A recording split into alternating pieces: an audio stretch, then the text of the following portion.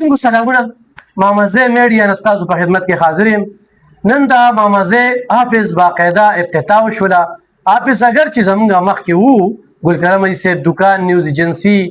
هغه ستاسو د وړاندې دا خو اوس چې کوم دی نو باقاعده دغه صحافیانو دپاره چې هغه ورکینګ جرنلسټ دي نو زه به لږه د هغوی ذکر په دې کوم چې څنګ کې مې دغه ستر شخصیت شیخ الحدیث حضرت مولانا انیس احمد صاحب د هغه ستر شخصیت فرزند چې د هغه باندې موږ خبرې نشو کولی خو موږ سره یې مینه وه او دا په لومبني ځل باندې خو مولانا انیس صاحب راځي یا مفتی حسن جان صاحب ملګرتیا را سره ده نو دا به صرف دغه ایم یو جي آفس چې کوم دی نو افتتاح کیږي. دا ډیجیټل میډیا پلیټ فارم باقاعده موږ آغاز وکړو 400 ته ډېر زیات ضرورت و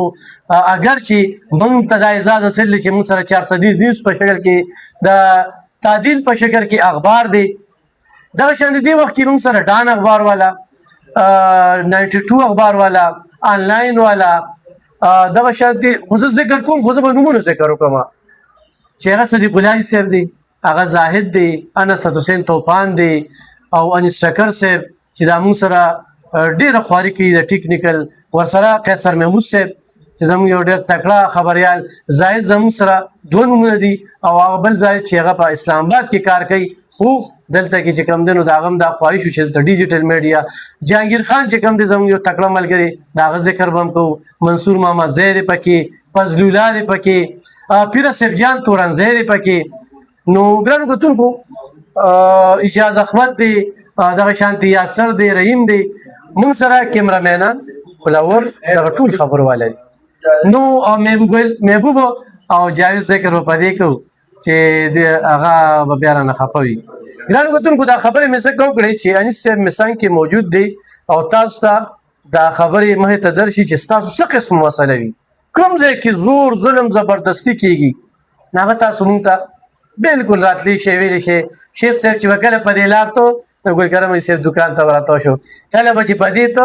په موږ یې روټیګانې هم خوړلي دي اوس هغه به علي صاحب سره په دې باندې بیا کچه پخه کوو دغه نه انکار نشته دی او مفتی حسن جان صاحب چې کوم دی نو دارالعلوم نعمانیه هغې ته به موږ تلو هلته کې به کېناستو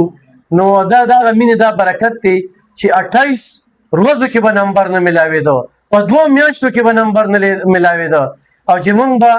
لاړو نو بس شیخ صاحب به موږ له ټایم ویسته. زه به یو پوښتنه ده مولانا انیس صاحب نه کوم مولانا انیس صاحب جنازه مو شو په لکو خلک رالل د هغې نه پس هم مسلسل چې کوم دی نو داسې هېڅوک هم پاکستان کې په سیاسي لیډرانو کې په بیروکریټو کې چې نه دي پاتې چې هغه د ډېرې ته نه راغلی په مزار باندې هم ټوله شپه چې کوم دی نو دغه کوي خو وړومبي دغه مامزې ته به دغه اعزاز کېږي تاسو به د خلکو شکریه هم ادا کوئ او دغه خلکو دغه احساسات جذبات دغې ته نظر. بسم الله الرحمن الرحیم. واقعي حضرت شیخ صاحب شهادت یو لویه صدمه وه یو ډېره لویه سانحه وه زموږ د خاندان او د کور لپاره خو به وه خو د دې ټولې علاقې دپاره د دې ټولې چارسدې دپاره د دې ټولې پښتونخوا دپاره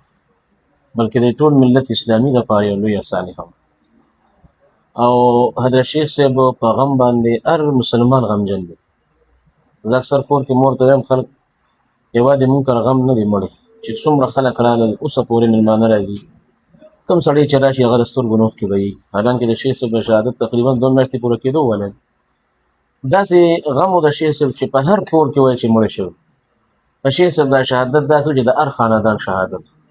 هر مسلمان هر پښتون پرې ژړلي دي ولې چې شیخ صاحب یو ډېر خوږ انسان هغه ټوله زندګي د دین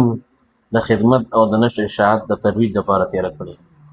د هغه ټول عمر دا کوشش و چې د دې قوم او د دې مسلمانانو اصلاح وشي چې دا خلک دینداره شي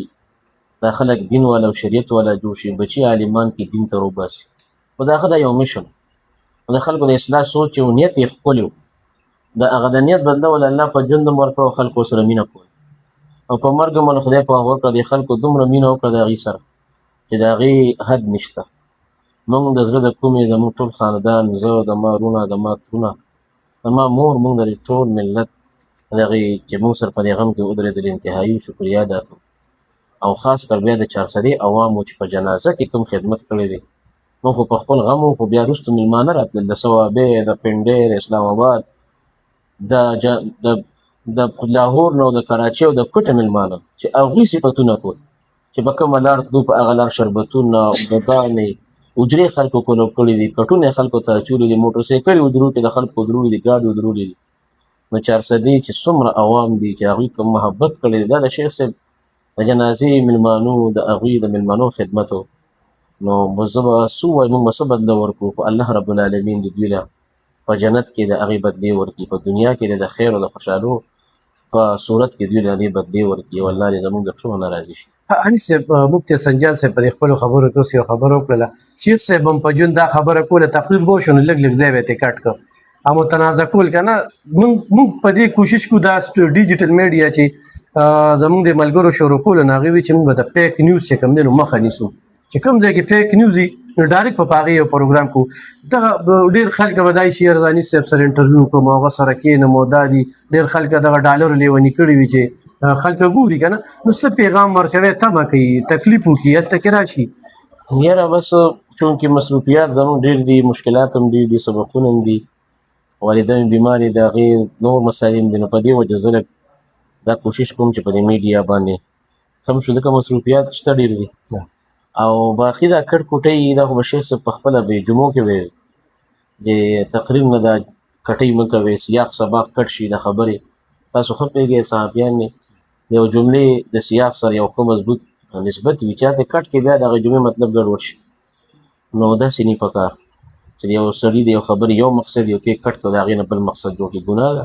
شرعا. الله دې زموږ حفاظت وکړي. ډېره زیاته مننه کوم ګرانو کتونکو. دا مولانا انیس احمد صاحب، شیخ حسن جان صاحب نوسي شهید. ګرانو کتونکو، دغه مور ته سلام. د والد صاحب مرګ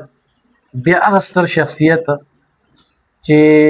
زه خپل ځاني چې ویم ملګري م ناست دي، نو موږ له خو په ژوند دومره مینه راکړې ده او مامزه یونین له داسې مینه راکړې ده چې موږ نه خو ډېر مطمئن تر یم دی. نو نن انیس صاحب چې کوم دی زموږ دپاره په دغه باندې راغی، وخت یې ویسته، زموږ دعاګانې دي چې الله پاک دی